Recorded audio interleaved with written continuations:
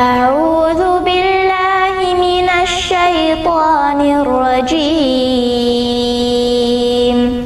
بسم الله الرحمن الرحيم اعوذ باللہ من الشیطان الرجیم بسم اللہ الرحمن الرحیم الصلاۃ والسلام علیک یا رسول اللہ وعلی آلک واصحابک یا حبیب اللہ۔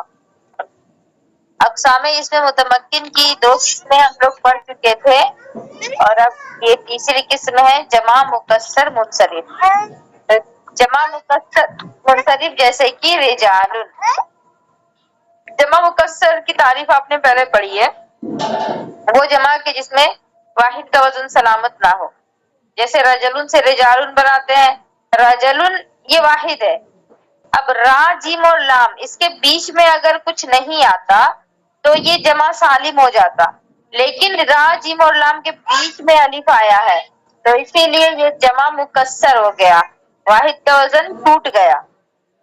تو ان تینوں قسموں کا اعراب ایک ہے۔ کون کون سے؟ ایک تو مفرد منصرف صحیح، ایک مفرد منصرف قائم مقام صحیح، اور ایک جمع مکسر منصرف۔ یہ تین قسم ہے، ان تینوں کا اعراب ایک رہے گا، یعنی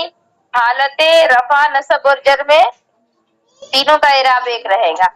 حالت رفع میں ضمہ کے ساتھ ہوگا یعنی پیش کے ساتھ ہوگا، حالت نصب میں فتحہ کے ساتھ، یعنی جب فاعل بنے گا ان میں سے کوئی تو وہ پیش کے ساتھ ہوگا، جب مفعول بنے گا تو وہ زبر کے ساتھ ہوگا، اور جب جر آ جائے حرف جر تو پھر کسرہ زیر لگ جائے گی۔ تو جیسے مثال دی گئی جاءنی زیدن و زبین و رجالن، تو جاءنی زیدن ترکیب کریں اس کی، جاء فعل یا ضمیر متصل مفعول بہ اور زیدن فاعل، میرے پاس زید آیا، یہی تو ہے اس کا مطلب۔ تو جانی زیدن آپ بولیں گی تو آنے والا جو ہے وہ زید ہے، کام کرنے والا زید ہے تو فاعل ہوا۔ اسی طرح آپ جانی زبیون بولیں، جانی رجالن بولیں۔ ایک منٹ،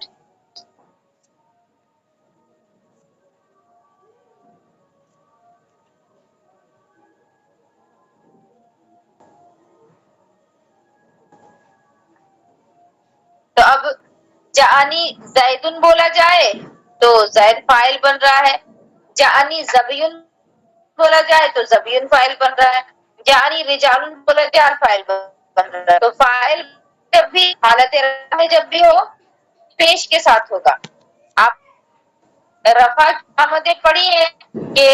پیش ضمہ فتحہ الف، یہ نا تین ہوتا ہے، پیش واو یہ ہوتے ہیں رفع کی علامتیں، تو اس میں صرف پیش ہی لگے گا، واو الف یہ سب نہیں لگے گا حالت رفع میں۔ اور حالت نصب میں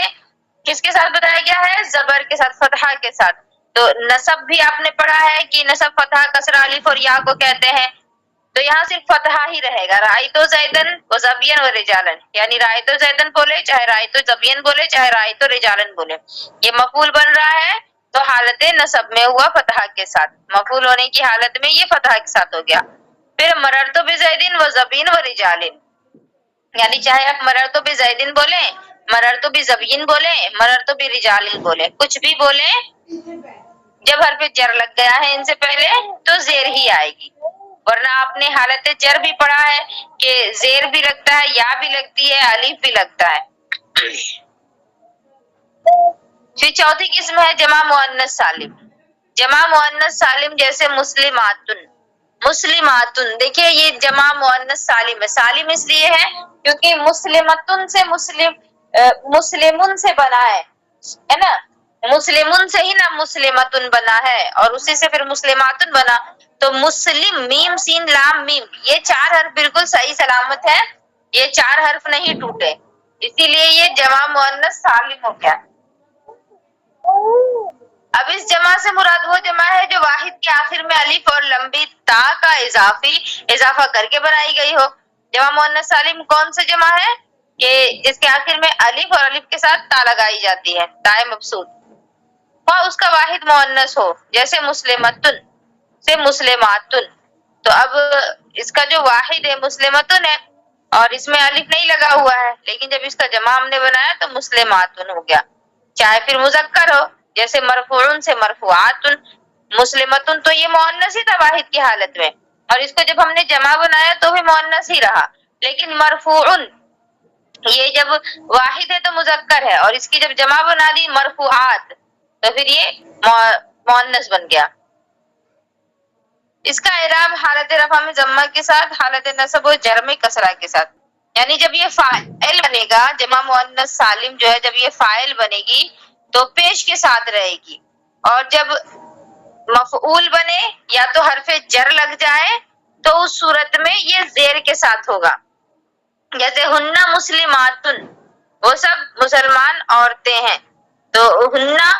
مسلماتن یہ فاعل بن رہا ہے، اور رأیتو مسلماتن میں نے دیکھا مسلمان عورتوں کو۔ اب یہاں پر یہ جو رأیتو مسلماتن ہے، اب آپ دیکھیں یہ مفعول بن جا رہا ہے، رأى فعل تو ضمیر فاعل اور مسلماتن مفعول، اور آپ نے پڑھ رکھا ہے کہ جو نصب ہو جو مفعول ہوتا ہے اس کو منصوب ہونا ضروری ہے، اور نصب جو ہے وہ فتحہ کسرہ الف اور یا چاروں چیزوں کو کہا جاتا ہے، تو یہاں کسرہ آ گئی نا، جر آ گیا، پھر مررتو بمسلماتن، تو چاہے تو مفعول بنے چاہے پھر مجرور ہو، دونوں حالتوں میں اس میں جر ہی ہوگا، زیر ہی لگے گا۔ بات آ رہی ہے سمجھ میں؟ پانچواں ہے غیر منصرف، جیسے عمرو، اس کا اعراب حالت رفع میں ضمہ، حالت نصب و جر میں فتحہ ہوگا، جیسے جاءنی عمرو رأیتو عمرہ مررتو بعمرہ، یعنی جب لفظ عمر غیر منصرف جو ہے نا، غیر منصرف کی 9 قسمیں ہیں، آپ نے پڑھا ہے پہلے، عدل وصف تانیث معرفہ عجمہ جمع وزن فعل الف نون زائد تان، یہ سب پڑھ رکھا ہے، تو غیر منصرف جتنے بھی ہیں یہ جب آ جائیں گے اور یہ جب فعل فاعل مفعول کی جگہ پر ہوں گے، فاعل اور مفعول کی جگہ پر ہوں گے، تو آپ کو دیکھنا ہوگا کہ جب یہ فاعل بنے گا، غیر منصرف میں سے کچھ بھی ہو، جب یہ فاعل بنے گا تو یہ پیش کے ساتھ ہوگا، جیسے مثال دی گئی ہے جانی عمرو، میرے پاس عمر آیا، تو عمر فاعل بن رہا ہے، کام کرنے والا جو عمر ہے تو عمر فاعل بنا، اور جب یہ مفعول بن جائے یا تو اس میں حرف جر لگ جائے تو زبر کے ساتھ ہوگا، جیسے رأیتو عمرہ مررتو بعمرہ، رأیتو عمرہ تو آپ کہیں گے کہ ہاں ٹھیک ہے مفعول ہے تو منصوب ہے، زبر لگا ہے، ٹھیک ہے، لیکن مررتو بعمر ہی ہوتا، عمرہ کیوں آ گیا؟ تو میں بتا ہی رہی ہوں کب سے کہ حالت جر ہو چاہے حالت نصب ہو، دونوں میں زبر ہی رہے گا، یہاں حرف جار ہونے کی وجہ سے زیر نہیں لگے گا، کیونکہ جو زبر ہے وہ بھی علامت جر ہے، آپ نے فیض الادب کے پہلے سبق میں پڑھ رکھا ہے نصب رفع اور جر کی علامتیں۔ پھر اسماء ستہ مکبرہ مفردہ، جو یہاں متکلم کے علاوہ دوسرے اسم کی طرف مضاف ہو، اسماء ستہ مکبرہ جو اخن ابن ہمن ہنن فمن ذو مالن جو آپ لوگوں نے پڑھا تھا، تو یہ 6 اسم ہیں، اسی لیے اس کو اسماء ستہ مکبرہ کہتے ہیں، اور مفردہ کہا جا رہا ہے مطلب جو واحد ہے، تو یہ اسماء ستہ مکبرہ جو ہے یا متکلم کے علاوہ کسی دوسرے اسم کی طرف مضاف ہو، یعنی ابن اخن ہمن ہنن فمن ذو مالن، یہ 6 جو اسم ہیں ان میں آپ یا نہیں لگائیں گی، یا جو متکلم کے لیے استعمال ہوتا ہے، جیسے ابھی میرا باپ، اخی میرا بھائی، تو آپ کو یہاں پر یہ والی یا لگانے سے منع کیا جا رہا ہے، جو یا متکلم کے علاوہ کسی دوسرے کی طرف مضاف ہو، یعنی یہاں پر آپ ابو کا ابا کا بنا سکتی ہیں، یہاں پر آپ کو یا لگانے سے منع کیا جا رہا ہے، ٹھیک ہے؟ تو اسماء ستہ کا معنی ہے 6 اسماء، لیکن یہاں 6 مخصوص اسماء مراد ہیں، اور وہ یہ ہیں ابن اخن ہمن ہنن فمن ذو مالن، ان اسماء کا اعراب حالت رفع میں واو کے ساتھ ہوگا، حالت نصب میں الف کے ساتھ، اور حالت جر میں یا کے ساتھ ہوگا، جبکہ یہ چاروں شرطیں پائی جائیں، اب 4 شرط اگر پائی جا رہی ہے تب یہ والا اعراب ہوگا، اگر یہ شرطیں نہیں پائی جائیں گی تب اعراب بدل جائے گا۔ پہلی شرط ہے یہ اسماء مکبرہ ہوں، یعنی ان میں یا تصغیر نہ ہو، یا جو لگائی جاتی ہے، یا لگا کر کے جس کو تصغیر بناتے ہیں، جیسے قریشن آپ نے پڑھا تھا، یہ قرشن تھا، قرشن سے قریشن بنایا گیا تھا نا، اس میں تصغیر میں آپ نے قریشن مثال پڑھی تھی، تو یہ اصل میں قرشن تھا، اس میں یا تصغیر لگا کر کے اس کو قریشن بنایا گیا۔ تو جو بھی اسم ہے وہ یا تصغیر اس کے اندر میں نہ ہو، یا تصغیر لگانے سے مان لے یہ صغیر کا معنی دے گا اور مکبرہ یہ کبیر کا معنی دے گا، ہے نا، ایک طرح سے یہ بات سمجھ لیں، کیونکہ جو تصغیر، اس میں تصغیر جو ہوتا ہے وہاں پر بات جو ہے وہ حروف تو بڑھا دیے جاتے ہیں لیکن اس کی اہمیت گھٹ جاتی ہے معنی کے اعتبار سے، اور بہت ساری اس کی تفصیلات کی گئی ہیں، میں بہت زیادہ اس میں بھی نہیں جاؤں گی۔ تو یہ اسماء مکبرہ اسی وجہ سے ان کو کہا جا رہا ہے کیونکہ اس کے اندر یا تصغیر نہیں پائی جاتی ہے، ورنہ ان کا اعراب مفرد منصرف قائم مقام صحیح کا اعراب ہوگا، یعنی جب ان کے اندر یا لگا دی جائے گی تو جو پہلا ہم نے پڑھا تھا، سیکنڈ نمبر پہ ہم نے جو پڑھا تھا مفرد منصرف قائم مقام صحیح، تو اس کا جو اعراب ہے اسی کی طرح سے ہوگا اگر شرط نہیں پائی جائے گی تو، جیسے جانی اخین رأیتو اخین مررتو باخین، اب دیکھیے یہ اصل میں ہے اخن، اب اس کو جب ہم نے تصغیر بنا دیا یا لگا دی تو اخین اخین اخین، یہ کتنا چینج ہو گیا یا تصغیر لگانے کی وجہ سے، اسی اور جب یا تصغیر لگائی گئی تو اعراب بھی بدل گیا، اعراب جو ہم نے ابھی سیکنڈ نمبر پر فرسٹ سیکنڈ اور تھرڈ تینوں کا اعراب ایک ہی ہے، حالت رفع میں ضمہ کے ساتھ، حالت نصب میں فتح کے ساتھ، حالت جر میں کسرہ کے ساتھ، تو وہی یہاں پر بھی لگایا جائے گا، ورنہ اسماء ستہ مکبرہ کا اصل اعراب تو ہے کہ واو الف اور یا کے ساتھ ہوگا، حالت رفع میں واو، حالت نصب میں الف اور حالت جر میں یا کے ساتھ، اور جب یہاں پر تصغیر کی یا لگا دی جائے گی تب پھر اعراب جو ہے واو الف یا کی جگہ پر زبر زیر پیش ہو جائے گا۔ دوسرا ہے کہ یہ اسماء مفرد ہوں یعنی واحد ہوں، یہ یعنی تثنیہ اور جمع نہ ہو، کہ اس صورت میں ان کا اعراب تثنیہ اور جمع کا اعراب ہوگا جس کا بیان آگے آ رہا ہے۔ یہاں واحد کو شرط قرار دیا گیا ہے کیونکہ تثنیہ کے لیے اعراب الگ سے ہے اور جمع کے لیے اعراب الگ سے ہے، اسی وجہ سے یہ ضروری ہے کہ یہ جو اکن ابن ہمن ہمن ہنن فمن زمارن 6 حروف جو ہے، الفاظ جو ہے، یہ واحد ہی کے سے استعمال کیے جائیں۔ تیسری بات ہے یہ اسماء مضاف ہیں، یعنی ان میں اضافت لگائی جا رہی ہو، یہ مضاف ہو اور ان کے بعد ان کا مضاف لے آئے، جیسے بولتے ہیں نا جا ابو کا، آیا تیرا باپ، ابو کا، ابو مضاف کا فلے، تو یہ جو اسم ہو یہ مضاف ہونے چاہیے، اسی طرح کہیں گے جا اخو کا، آیا تیرا باپ، تو یہاں پر بھی آپ دیکھیں اور کاف ضمیر اس مضاف لے بن رہا ہے، تو یہاں یہ بھی ضروری ہے کہ یہ جو اسم جہاں کہیں بھی پائے جائیں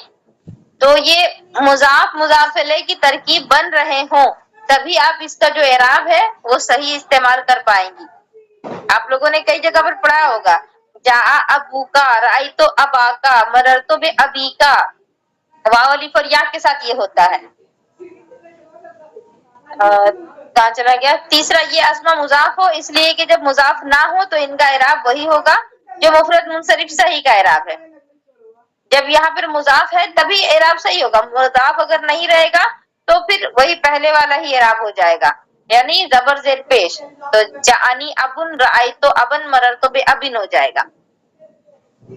اور زو بغیر اضافت کے استعمال نہیں ہوتا۔ زو مالن، یہ لفظ زو جو ہے نا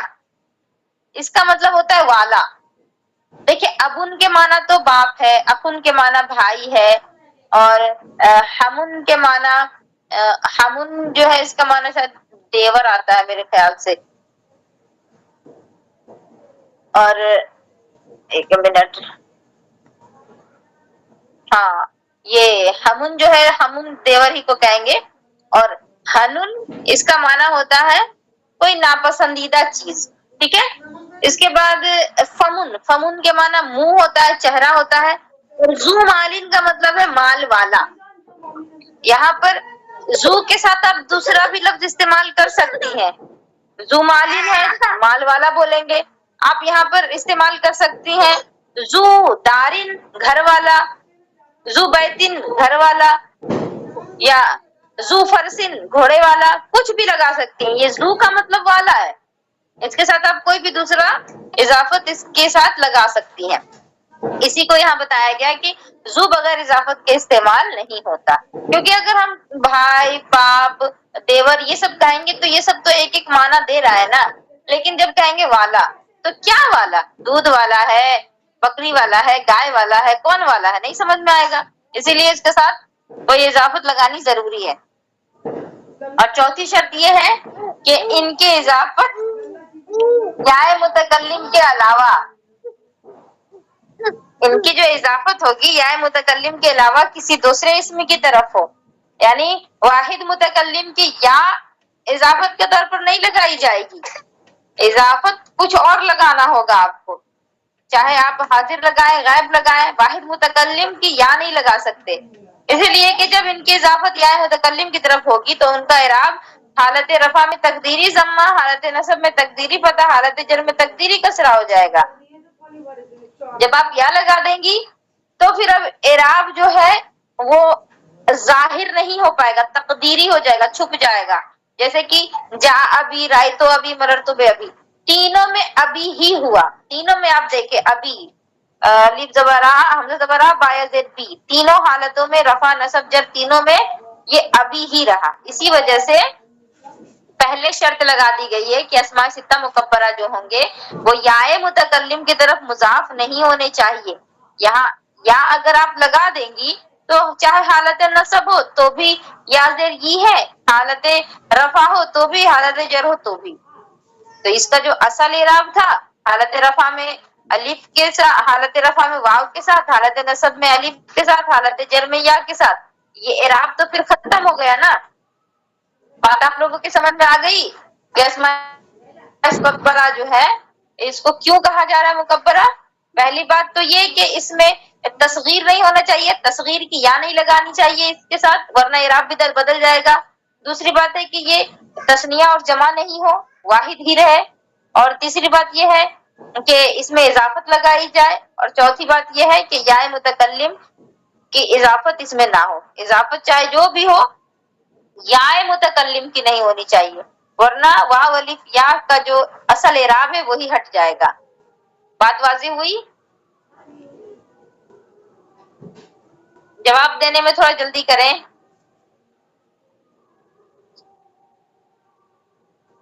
بات واضح ہوئی یا نہیں ہوئی؟ تھوڑا جلدی جواب دیں آپ لوگ. جی باجی،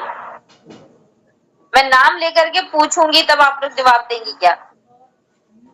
فائدہ بتا رہے ہیں. اسماء ستہ میں پہلے کے 4 اسماء معتل واوی ہیں. پہلے کے 4 اسماء اخن، ابن، ہمن، ہنن، یہ 4 اسم جو ہے اصل جو یہ آتا ہے تو اخو، حمزہ خا واو، اخو واو کے ساتھ آتا ہے. ابن، ابو بولتے ہیں نا، ابو آپ بولتی ہے نا اپنے زبان میں ابو، تو واو رہتا ہے نا، تو یہ ابو تو ہم لوگ بولتے ہیں ورنہ اصل میں ابو ہوتا ہے. ابو بغیر تشدید کے واو کے ساتھ ہوا. ہمو، یہاں بھی واو ہوتا ہے، اور ہنو یہاں بھی واو ہوتا ہے، چاروں میں. تو یہ اسماء ستہ میں پہلے کے 4 اسماء معتل واوی ہیں. معتل واوی کا مطلب کیا ہوا؟ عین کلمہ جو ہے وہ واو کے ساتھ ہوگا. ان کے اصل ابون، اخون، ہمون اور ہنون ہے. اب ان سب میں واو کو خلاف قیاس حذف کر دیا گیا. ان چاروں میں سے واو کو بس ہٹا دیا گیا. کوئی طریقہ، کوئی قیاس نہیں لگایا، بس واو کو ہٹا دیا گیا. اور فمن معتل عین ہے، یعنی یہاں پر جو واو آیا ہے وہ عین کلمہ کی جگہ پر آیا ہے. تو اس کی اصل فوہو ہے، فا واو ہو، فوہن ہے، یہ ہے نا. فا پر ضمہ یا فتحہ دونوں قول ہے، یعنی یہ فوہن بھی ہو سکتا ہے یا فوہن بھی ہو سکتا ہے. اور ہا کو خلاف قیاس حذف کر دیا گیا. یہاں پر بھی جو ہا ہے فوہن یا فوہن جو تھا اصل میں تو اس میں سے ہا کو ہٹا دیا بغیر قیاس کے، اوپر سے واو کو ہٹایا تھا تو فمن سے ہا کو ہٹا دیا گا بغیر قیاس کے، اور جو واو بچا تھا فو چاہے فو، جو واو بچا تھا اس کو میم سے بدل دیا گیا تو فمن ہو گیا۔ تو جب مضاف نہ ہو تو اس کا استعمال میم کے ساتھ واجب ہے، یعنی جب یہاں پر اضافت نہیں لگائی جائے گی فمن کے ساتھ تو میم ہی استعمال کیا جائے گا، کیونکہ اصل میں عربی جو ہے نا فمن کی، اس کا اصل عربی جو ہے یہ فیہ ہوتا ہے، یہ فیہ یا فوہ یہ مطلب ہوتا ہے اس کا چہرہ، اس کا مطلب ہوتا ہے منہ، چہرہ، لیکن یہاں سے واو ہا کو ہٹا دیا گیا ہے خلاف قیاس اسماء ستہ مکبرہ میں استعمال کرنے کے لیے، اور دوسری بات واو کو میم سے بدل دیا گیا ہے، اور جب بھی یہ مضاف نہیں بنے گا تو پھر اس کے ساتھ میم کو ہی استعمال کیا جائے گا، جیسے السواک کو مطہرۃ لفمن کہ مسواک کرنا یہ منہ کی پاکیزگی کا سبب ہے، صفائی کا سبب ہے، مسواک کریں گے تبھی تو منہ صاف ہوگا۔ اور جب مضاف ہو تو اس میں دو طریقے جائز ہیں، پہلا ہے کہ میم کے ساتھ یعنی میم لگا بھی سکتے ہیں، جیسے خلوف فم الصائم اطیب عند اللہ من ریح المسک، یعنی روزے دار کے منہ کی جو بو ہے وہ اللہ رب العزت کے نزدیک مشک سے زیادہ پسندیدہ ہے۔ اب یہاں پر بھی فم میم کے ساتھ آیا ہے، اور دوسرا ہے کہ جہاں میم کے بغیر آ سکتا ہے، دو طریقے جائز ہے، ایک میم کے ساتھ اور ایک مثال دوسری مثال ہے رائے تو فما کا، میں نے تیرا چہرہ دیکھا، تو یہاں پر بھی اضافت لگائی جا رہی ہے نا، فم کا فم مضاف اور کاف ضمیر مضاف ہے، جیسے یہاں پر تھا خلوف فم سائمی، فم مضاف اور سائمی مضاف ہے، اسی طرح یہاں پر فما مضاف اور کاف مضاف ہے، اب بغیر میم کے جیسے وضع فاہ علی موضع فی، اب اس کا کیا مطلب ہے کہ انہوں نے اپنا منہ میرے منہ رکھنے کی جگہ پر رکھ دیا، یعنی جس جگہ پر میں اپنا منہ رکھتا ہوں وہاں پر کسی اور نے اپنا منہ رکھ دیا۔ تو اب یہاں پر دیکھیں فاہو ایک جگہ پر آیا اور ایک جگہ فیا آیا، دونوں منہ ہی کے لیے آ رہا ہے، کہیں پر میم استعمال کیا گیا ہے، کہیں پر ہا استعمال کیا گیا ہے، کہیں پر یا استعمال کیا گیا ہے۔ رأی تو فایا نظر تو الافی کا، میں نے چہرہ دیکھا، نظر تو الافی کا میں نے تیرے چہرے کی طرف دیکھا، تو یہ سب کے سب لفظ فم کے بارے میں وضاحت کر رہے تھے۔ اگلا ہے زو، زو لفیف مقرون ہے، اس کی اصل ہے زبن، لفیف مقرون کہتے ہیں، لفیف کہتے ہیں کوئی ایسا لفظ جس میں دو دو حرف علت آ جائیں۔ آپ دیکھیں اصل میں اس کو کیا بتایا گیا، زون بتایا گیا نا، تو دو دو واو ہے اور واو حرف علت ہے، دو دو واو آ گئے، اور مقرون یہ قرن سے بنا ہے، قرن کا مطلب ہوتا ہے ایک ساتھ ہونا، جمع ہونا، تو دونوں واو جو ہے یہ ایک ہی ساتھ آ گئے ہیں، ایک تو ایک لفظ میں دو واو آ گیا اس وجہ سے لفظ ہو گیا، اور دونوں واو جو ہے وہ ایک ہی ساتھ میں آ گئے، بیچ میں کوئی دوسرا حرف نہیں ہے، تو اسی وجہ سے لفیف مقرون ہو گیا۔ دوسری واو کو حذف کر کے پہلے واو کو اعراب بنا دیا گیا اور زال کو ضمہ دے دیا گیا، اس کا استعمال ہمیشہ اضافت کے کیا جاتا ہے، یعنی جب بھی اس کا مضاف الیہ ہم لائیں گے تو مضاف الیہ لکھ کے لانا پڑے گا، الفاظ میں وہ لکھا ہوا ہونا چاہیے، نیت میں پوشیدہ نہیں رکھنا ہے۔ تو یہ زون زو ہو گیا، زو مالن یا ذل مالی کچھ بھی آپ بولے، لیکن کوئی اضافت اس کے ساتھ ہونی چاہیے۔ آج میں اتنا ہی رہنے دیتی ہوں، آپ لوگ تھوڑا اس کو اچھے طریقے سے یاد کرنے کی کوشش کیجیے گا، اللہ تبارک و تعالیٰ آپ سبھی کے علم میں اضافہ فرمائے اور ہم سے پڑھنے میں جو غلطیاں ہو گئی ہوں ان کو درگزر فرمائے۔